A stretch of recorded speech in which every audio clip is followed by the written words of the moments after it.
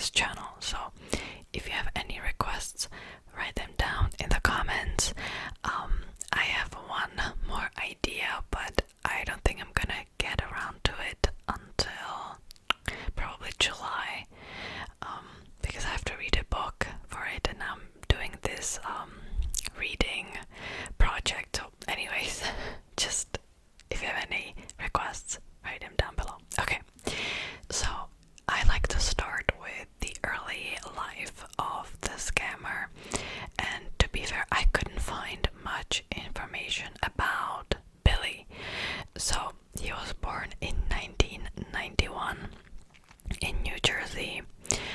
Both of his parents were real estate developers, so I'm assuming he grew up in some money.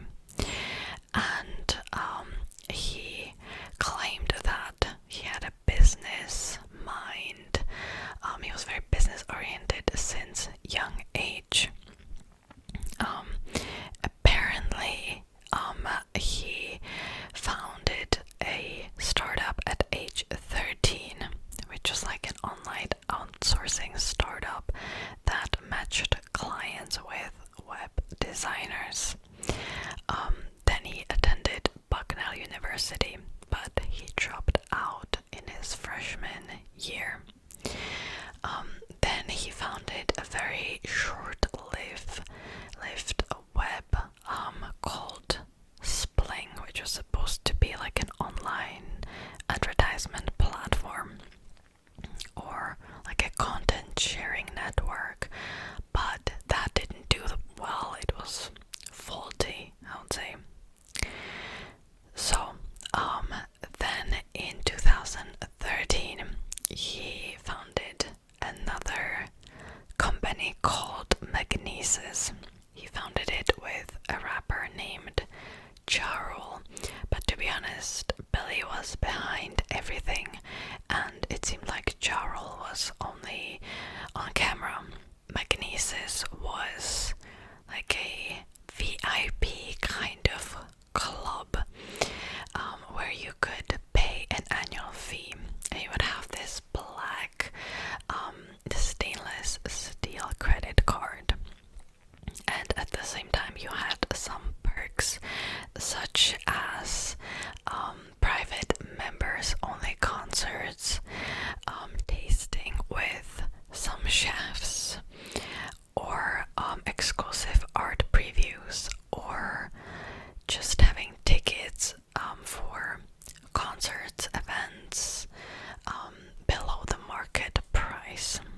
So these were the perks that you were supposed to have, but to be honest, there were a lot of issues with it. Clients claimed that sometimes the tickets they were supposed to get were cancelled last minute, and they didn't receive the perks that were advertised. Also, the club originally had like a townhouse where you could meet others, like a high society kind of club, but after some time the clients trashed the place and they were basically kicked out of it, so the club no longer had an appeal really. And that's when Billy kind of got into financial problems. Well, to be honest, he had financial problems probably all this time because he didn't make enough revenue to really keep this going. He would oftentimes claim to have like hundreds of tickets to like Hamilton, and then he would buy them last minute for a very high price, and so like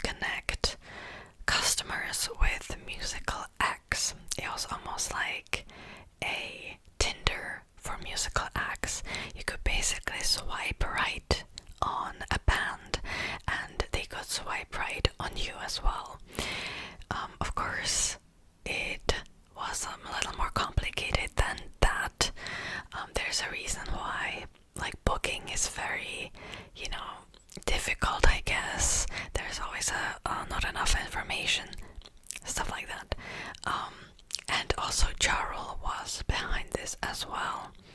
I don't know how much he was involved in the process.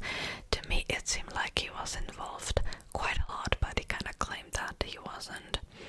And they both wanted to leverage their connections and create this app. And to be honest, I think that it's a pretty great idea, right? So Fyre Media claimed to be worth $90 million, but according to authorities, it was only worth $60,000. So there's a bit of a difference there. And they wanted to promote the app. So they've had this idea of making a festival that would promote it. And here we go, the Fyre Festival. And before I'll jump into it, let's take a step back and kind of think about this. My first thing that I would do is that I would create a business plan, see how much it costs. Is it really realistic? Set a realistic time frame as well. Probably I would talk to professionals that are dealing with organizing festivals, because I've learned that organizing a festival is not an easy task. But to be honest, they didn't really do any of that. And my question here is, why? You know, why? Why did they decide to do this? But anyways, so they had 6 months to orchestrate this whole event. And originally they wanted to have this festival on a private island. The island that they chose was called Saddleback Key or Norman's Key. To be honest, I've seen both names. I don't know if they're like interchangeable, if one of them is like the official name and the other is by, used by the locals. I don't know. And this island was previously owned by Carlos Leder Rivas, who was part of the Medellin cartel of Pablo Escobar. And the new owners wanted to create a different future for this island. So they agreed to lease this island to the organizers on one condition: that they do not use the name of Pablo Escobar in the advertisements. Easy, right? Well, we'll get to that. So they started to organize this event, and here's the thing with private islands. I think specifically this island, they didn't have any plumbing, no housing, anything like that. And they have had 6 months to build everything from like ports, airports. I don't know if they wanted airports, housing, the stage. Like already that's pretty unrealistic. They filmed an advertisement that is still on YouTube, so you can watch it. And they hired very famous models like Bella Hadid, Kendall Jenner, Emily Ratajkowski. There were more, Miranda Kerr. Just these very famous supermodels. And they used them to promote this festival. They also hired a company named F-Jury, I don't really want to say the name without getting demonetized, that would promote this festival. And this company specializes in social media marketing. And they've had this, I would say also brilliant idea, that they hired influencers and these models to post only a blank orange square with, nothing in it. They would only tag the Fyre Festival. And so if you would scroll on Instagram, it would make you stop, because you'd be like, wait, like, what is this? Especially at the time, I feel like the posts were super manufactured and everything had to be perfect, which to be honest is still the case with Instagram a little bit. But this would make you stop, right?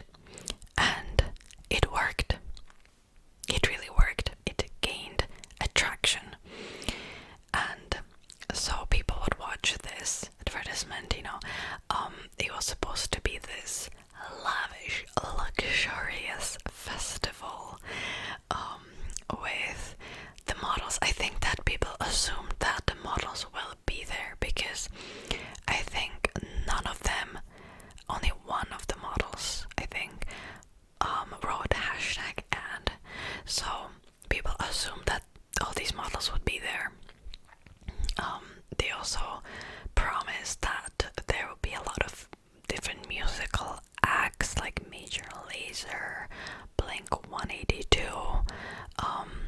There's more, I can't really remember them. Diplo, I think, was one of them. And they also promised that people would have this scavenger hunt for $1 million. What? And they would have villas, these luxurious villas, where they would stay the weekend of the Fyre Festival. And they would have amazing, again, luxurious food. I think they offered to like 250 influencers to go to this festival for free to promote it for next time, I guess. But to be honest, one thing that I have to say is that they also sold tickets for $500 for general admission. And of course, there are also tickets worth like tens or hundreds of thousands of dollars, I think. But that was only for like the celebrities. So this was the idea, right? And if you watch the ad,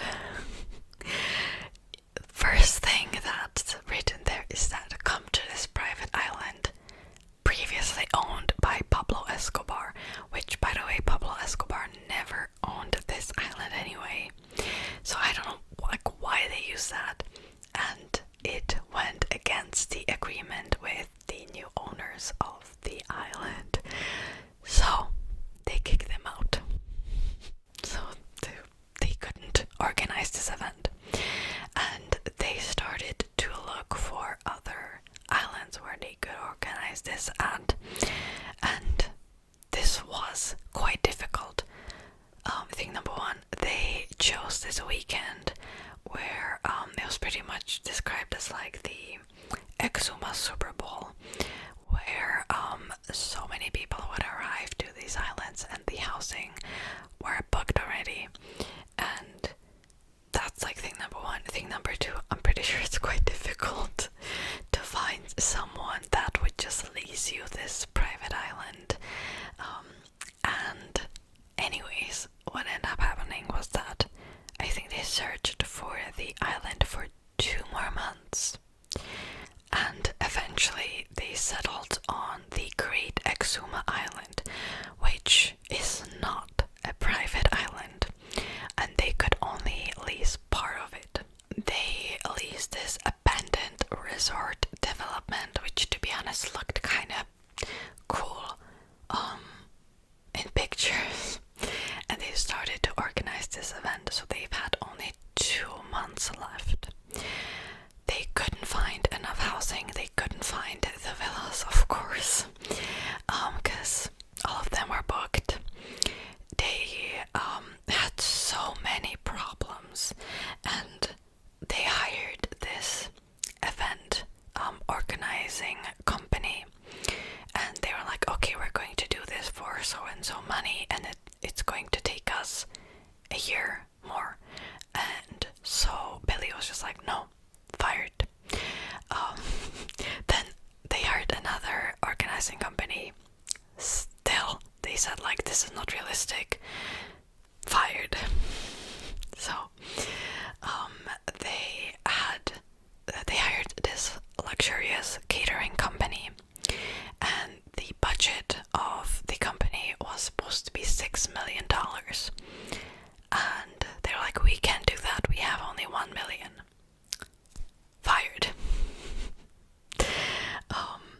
They were still advertising this festival as a festival on a private island, even though at this point it was clear that it won't be on a private island, but they refused to be honest, really. They also refused to answer customers' questions, because at this time some pictures from the actual site started to resurface on the internet. By the way, when they were advertising these lavish housing, they used drawings. So that might have been a red flag, right? Oh, and also they promised originally to have private jets that would fly from Miami to the Bahamas. And again, like, this was not realistic. They hired hundreds of local workers that worked on the site, and like, again, like, this was just not realistic to make in time. And a lot of the employees of Fyre Media were like, we should cancel, let's cancel. But Billy refused to cancel it because he has secured some investments, and if they would cancel or postpone this festival, the investors wouldn't really receive their money, which what ended up happening was that they didn't receive their money anyway. But he refused to cancel, and time frame was a huge issue, but also funding was a huge issue. And these employees were saying that, like, they would have a spreadsheet of payments that had to be done that day. Otherwise the festival would be cancelled. So in the morning they would wake up and they would be like, we need $3 million. And so Billy would go and secure $3 million somewhere. Crazy. They also realized that they can't just get away with selling cheap tickets, so they claimed to be sold out for general admission, and they only started to offer really, really expensive tickets, like starting with $20,000 and up. And this money was supposed to be used for the funding of the festival, which, by the way, they advertised these expensive villas that they just didn't have. What? You know, it's mind-boggling to me. They also wanted some quick money, so they introduced this Fyre band, which was a cashless band that you would use on the festival, despite people saying that using this band is unrealistic because the Wi-Fi was just really bad and like it wouldn't work. But anyways, and attendees were advised to put like from $500 to $3,000 for the weekend, and I think they ended up raising another $20 million just from that. And because of that, some attendees didn't even bring money for taxis, which, I don't know, I feel like I wouldn't go to a foreign country without any cash, but that's kind of on them. So throughout this whole thing, there's just so many things happening at once, I feel like. The organizer, one of the employees, said, we can't use tents because the tents would be unlivable. And so Billy fired them, and they ended up having tents anyway. And I think they used like tents that previously were left over from a hurricane crisis. So they used these tents. That was not what the customers were promised, right? Then they had problems with the customs. They didn't have money to pay customs. So there were problems with even water. Can you imagine not having water at a festival like that? They didn't pay customs on merch, which I think later on was seized by the Bahamian government. So much terrible stuff happening all at once. So let's skip ahead a little bit to the night of the festival. The local workers were working night and day to make this happen, and they ended up not being paid by Billy. Before the first attendees were supposed to arrive, there was a thunderstorm with rain, and so what happened was that these tents and mattresses and carpets and everything they had in it were completely soaked with water, and so it was pretty much unlivable. First plane arrived at 6:20 in the morning, and they have transported them to this day party. They didn't give them housing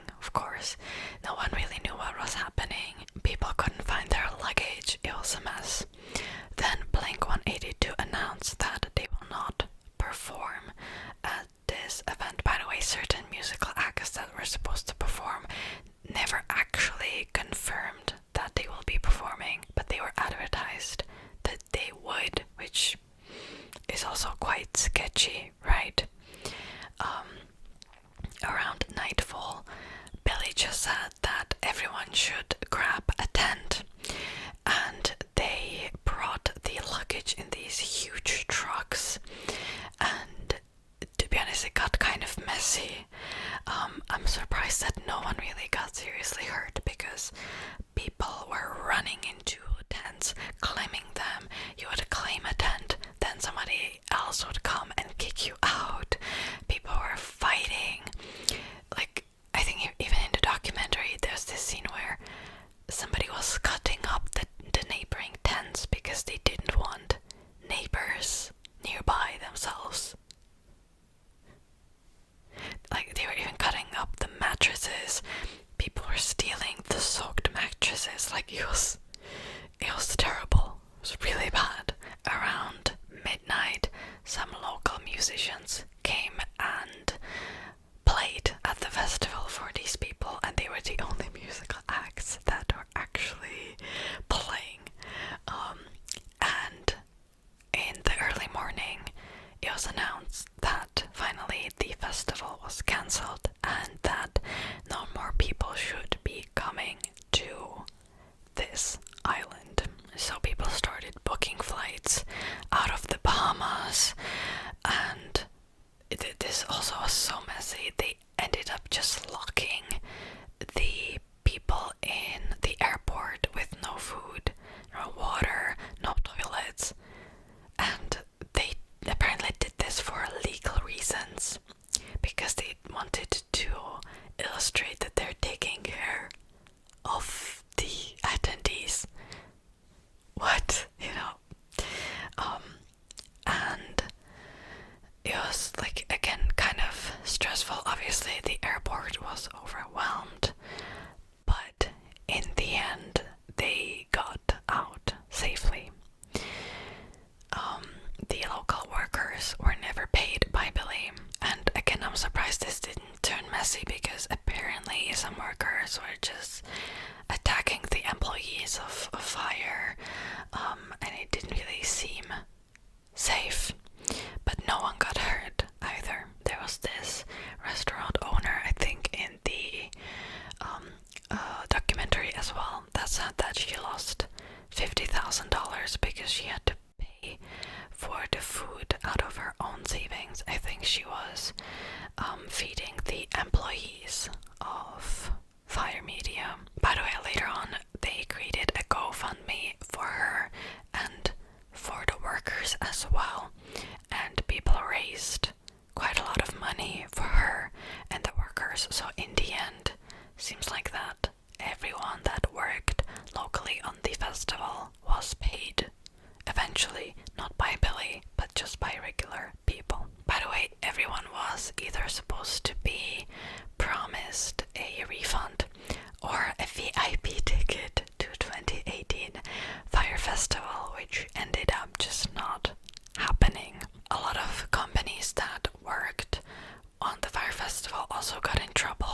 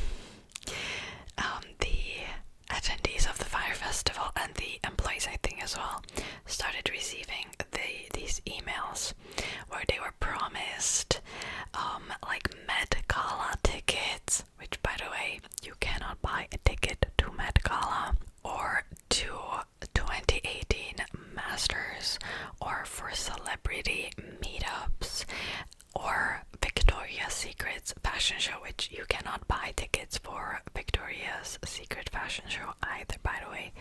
Grammy tickets, private flights, and they were offered by this guy named Frank, who was actually Billy.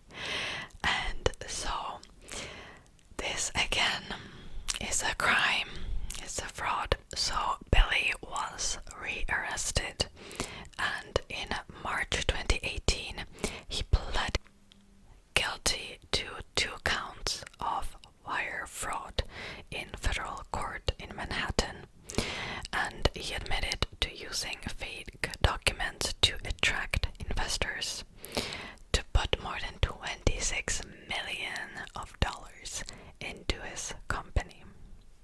And he will serve 6 years in prison, and I think he wanted to be released back when COVID started because he had asthma, but he was not released. He has to serve his full time, and I think that he will be released in 2023, so next year.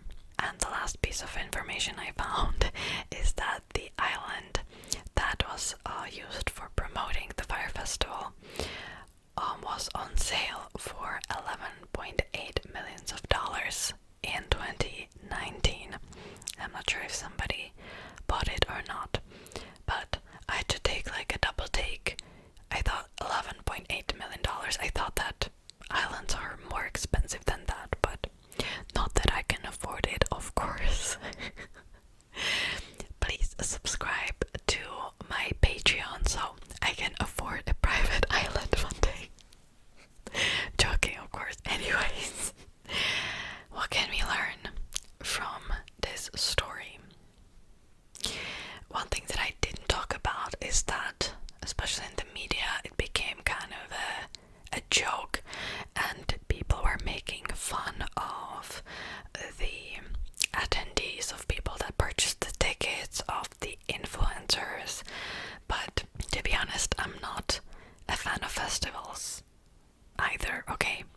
But I think it's like kind of out of place to make fun of like, oh, like rich millennials got scammed, which by the way, I'm pretty sure that some of the people weren't even rich that wanted to go to this festival, and they saved up for the ticket. And like I said, the general admission tickets were like $500 to $1,000, so not as much, still expensive.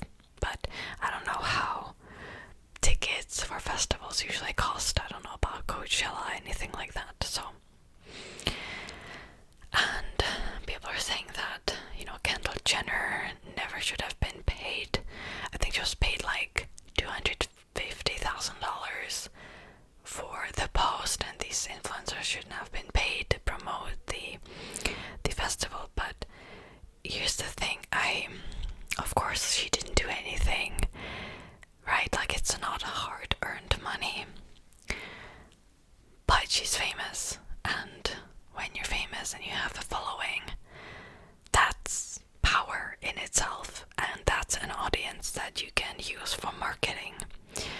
So I guess it's more efficient to use influencers sometimes for marketing instead of maybe posting a billboard that, you know, wouldn't probably attract as much attention.